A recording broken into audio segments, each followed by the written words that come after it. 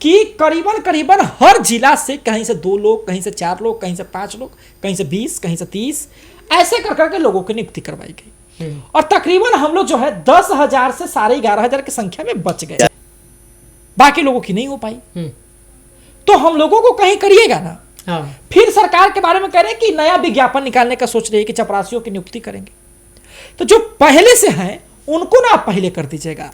Home guard वाला में भी यही हुआ था, एक कहां का फॉर्म 10 का फिर जाकर के 20-22 में इन लोगों का फैसला हुआ। तो बताइए, जब आदमी नवयुवक रहता है तब फॉर्म भरता है, और जब नाती पोता वाला हो जाता है तब जाके इसका एग्जाम आप लेते हैं। और जब उमरिया पार हो जाता है नौकरिया देवा।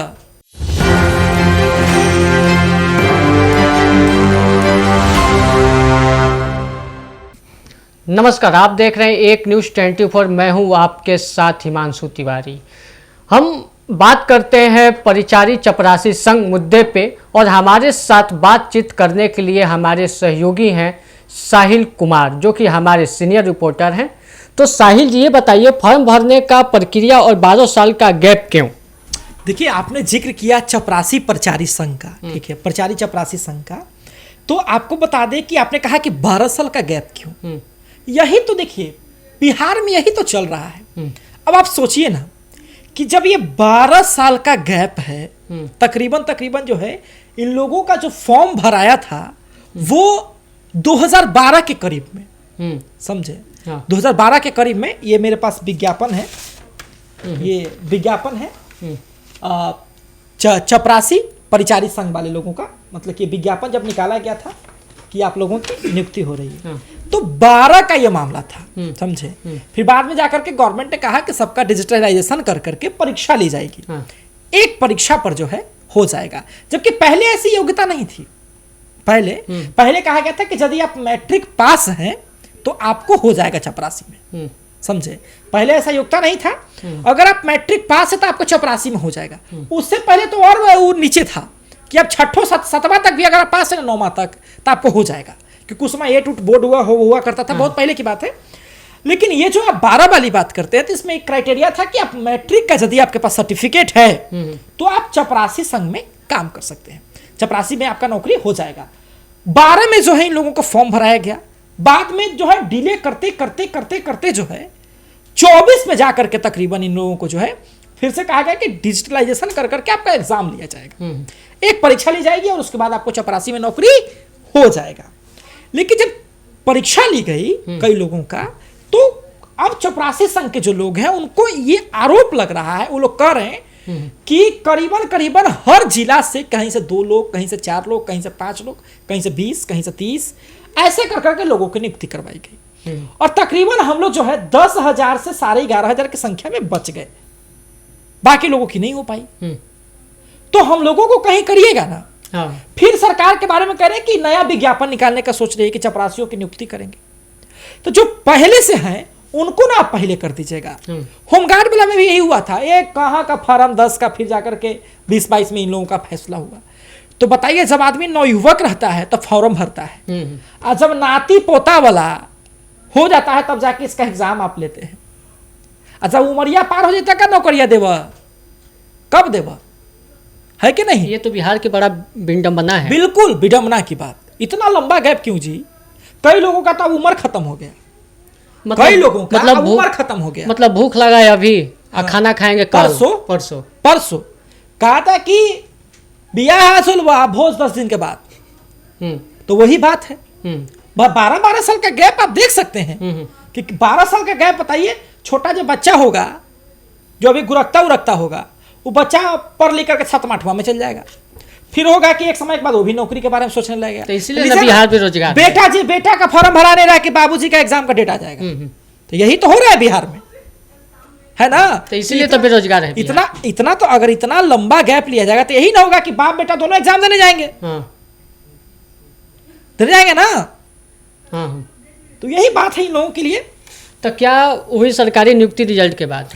हमने कहा ना आपको कि जब इन लोगों का डिजिटलाइजेशन की बात आई, उसके बाद जब एग्जाम लिया गया तो कई जिलों में तकरीबन बताया जाता है कि 27-28 जिलों में जो है कोई लोग कुछ 4 लोगों का, कहीं 5 लोगों का, कहीं 15, कहीं 20, ऐसे करके मतलब कि साक्षात कोई प्रमाण नहीं इस बात का, लेकिन आरोप जो चपरासी संघ के लोग लगाते हैं वो यही लगाते हैं कि ऐसे कर करके ही दिया गया, कैसे कर करके लोगों को दिया गया। लेकिन जो बाकी लोग बचे हुए हैं उनका कहना है कि हमारी भी नियुक्ति करवाइए भैया, आप नया विज्ञापन की तरफ क्यों देख रहे हैं? हम लोग इंसान हैं कि नहीं? आप नए वाले को ला रहे हैं, पुराने वाले को छोड़ रहे हैं। अब इन लोगों का उम्र भी तो खत्म होते जा रहा है ना, कहीं कुछ बचा भी नहीं है। एक केस के बाद आप क्या कर लीजिएगा? हाँ, एक केस के बाद क्या आप आर्मी में थोड़ी दौड़ने जाइएगा? बिहार पुलिस में आपका थोड़ी नौकरी होगा। अब तो पहले ही से जब आप चपरासी में भरे थे, अब वो नौकरी नहीं हो पाता, वो बाहर बाकी कहाँ होगा? अब तो एज भी पार होने की कगार पे हो गई। तो ये बड़ी बात है, इतनी चीजें जो है देखने को मिली है। अब आगे क्या होगा? हाँ, अब आगे क्या होगा? अब देखिए, कई बार ये लोग पटना पे आए, ठीक है, कई बार गांधी मैदान में आंदोलन किए, कई बार सड़कों पर आंदोलन किए। पिछला वाले लोग जदयू कार्यालय आए थे, समझे, परिचारी वाले लोग जो है जदयू कार्यालय। और बिहार में ऐसा कल्चर हो गया है कि आंदोलनकारियों को देखिए, एक समय आजादी के पहले जो है एक कल्चर था कि अंग्रेज कहा करते थे कि जो स्वतंत्रता के सैनिक है देखता ही गोली मार दो उसको, समझे। उसके बाद जब नक्सलवाद फैला तो लोग कहते थे कि जैसे भी कोई दिक्कत देखी तो देखता ही गोली मार दो, वो लोग भी झंडा गाड़ते थे। और अब बिहार में स्थिति यह है कि आंदोलनकारी दिखा नहीं कि पुलिस लाठी चलाना शुरू। हाँ, मैं मानता हूं इस बात का कि प्रशासन एक हद तक पहले समझाती है, उसके बाद लाठी मारती है, लेकिन लाठी भाजने का तरीका, आदमी गिरा हुआ दे दरादर लाठी दे रहे हैं आप, आदमी भाग रहा है खदेड़ खदेड़ के मार रहे हैं आप। इन सब चीजों का ये लोग भी पिट के गए हैं भैया, ये लोग भी पिटा के गया है, जो प्रचारी वाला है ये लोग भी पिटा के गया है, सब लोग लाठी खाया। और स्पष्ट तरीके से जदयू कार्यालय का घेराव भी किए थे, कई बार घेराव किए। अच्छा, भारी भरकम है, 10-11-12 हजार इनकी संख्या है, भारी भरकम संख्या है। कई बार पटना के सड़क पर आए, कई बार लाठी खाए, लाठी खा के लोग गए, लेकिन फिर भी इनको मांग अभी हुई है कि ना हमारी मांग पूरी होनी चाहिए।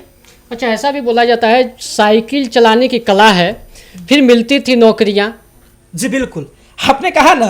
देखिए, ये जब आया था ये नियुक्ति, ये जो नियुक्ति आया था, देख सकते हैं आप, ये जो विज्ञापन है उस वक्त का, तो स्पष्ट तरीके से बात है कि उसमें योग्यता क्या रखा गया था, समझे। पहले तो ये जैसे था कि अगर आरक्षित सीटों की बात करें तो 18 से 37 वर्ष के एज था, ऐसी चीजें थी। और योग्यता क्या था कि एक तो था कि आपको साइकिल चलाने आना चाहिए। साइकिल चलाने की अगर योग्यता है तो आपको नौकरी पक्की। हाँ, एक तो आपको मैट्रिक का किसी भी मतलब कि मान्यता प्राप्त संस्था से अगर आप पढ़े लिखे हैं तो मैट्रिक की आपके पास डिग्री होनी चाहिए, और साइकिल चलाना कंपलसरी है भैया। अच्छा, साइकिल भी नहीं आएगा तो चपरासी की नौकरी क्या करेंगे, है ना। हाँ। साइकिल भी नहीं आएगा तब चपरासी की नौकरी क्या करेंगे, स्पष्ट तरीके से।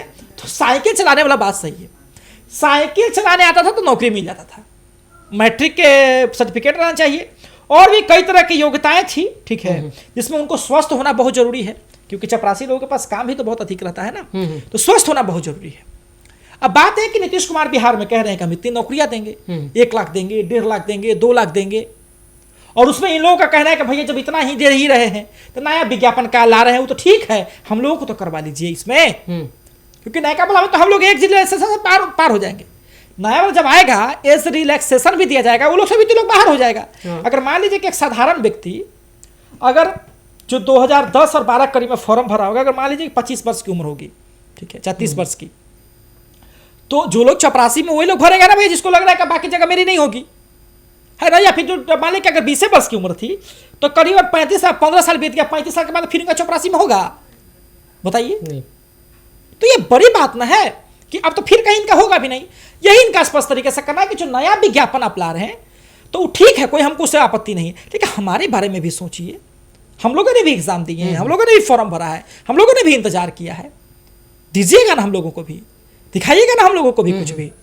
तो यही इन लोगों का मामला है। देखना बड़ा दिलचस्प होगा, परिचारी चपरासी संघ, क्या इनकी आवाज़ें सरकार सुन सकती है, जान सकती है और देख सकती है। तब तक के लिए हमारे साथ बने रहें। एक न्यूज़ 24, मैं हिमांशु तिवारी और हमारे साथी जो आज बैठे थे साहिल कुमार।